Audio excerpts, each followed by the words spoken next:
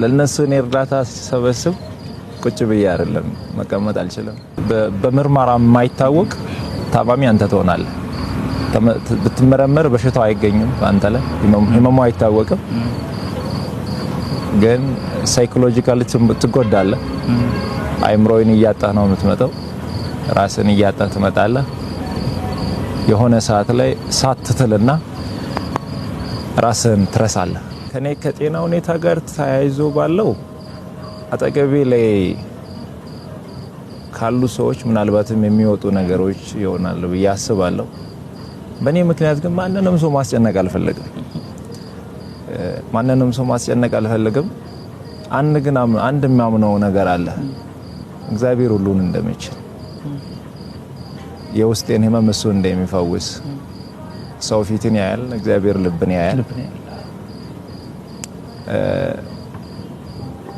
አጥላው ሰውን ስትረዳ የሰዎችን ህመም የሰዎችን ስቃይ ደርሰ መከራቸው አጠገብ ላይ ስትቆም ልክ እንደኔ ሌሎችም እንደዛው ናቸው።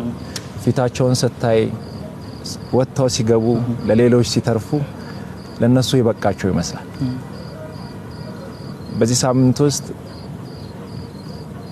በአንድ ወር ባልሞላ ጊዜ ውስጥ 5 ሰው በጣም የህክምና ወጪያቸውን ላይቭ ላይ ቁጭ ብለን ከደጋግ ኢትዮጵያውያን ሰብስበን ወደ ህንድ ሀገር ሄደው እየታከሙ ያለው አሉ። በቅርቡም የሚሄዱ አሉ።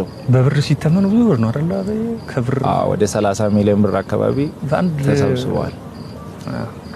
አንድ ሳምንት ግን መቀመጥ አልችልም።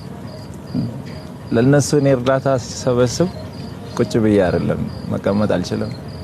መቀመጥ የማልችልበት ምክንያት አለ። እነሱ ደግሞ ተፈውሶ ሲመጡ እኔ በረታለሁ። የነሱ ገንዘብ ተሰብስበው እያለቀሱ የነበሩ እናቶች፣ እያለቀሱ የነበሩ አባቶች፣ የአንገቱን የደፋው ወጣት አንገቱን ቀና ሲያደርግ ያቺ እናቷ በኩላሊት ምክንያት ታማ ስታለቅስ የነበረች እህታችን ሳቋን ሲያይ እኔ ልብ ይበረታል። የኔን ህመም እዛ ጋር ረሳለሁ፣ የኔን መታመም ረሳለሁ። ግን ደግሞ ሳልፈልግ ሰውነቴ እየቀነሰ መጣ። እኔ ህመሜን ለሰው ማሳየት አልፈልግም፣ ሰው እንዲያቅብኝ አልፈልግም። አንዳንድ ጊዜ ደግሞ ስጋ ያሳያል። ትልቁ ችግር እሱ ነው። ጃኬት ድብት ደረብም ይታያል፣ ውስጥ ያሳያልና ጸልዩልኝ። እኔ የኢትዮጵያ ህዝብ አንድ የሚማጸነው አንድ ለኢትዮጵያ ህዝብ መናገር የሚፈልገው ከእግዚአብሔር በታች በእናንተ ጸሎት፣ በእናንተ እንባ፣ በእናንተ ምርቃት ነው እስከዚህ ያለሁትና አሁንም እግዚአብሔር በዛ መንገድ ያቆመኛል ብዬ አስባለሁ።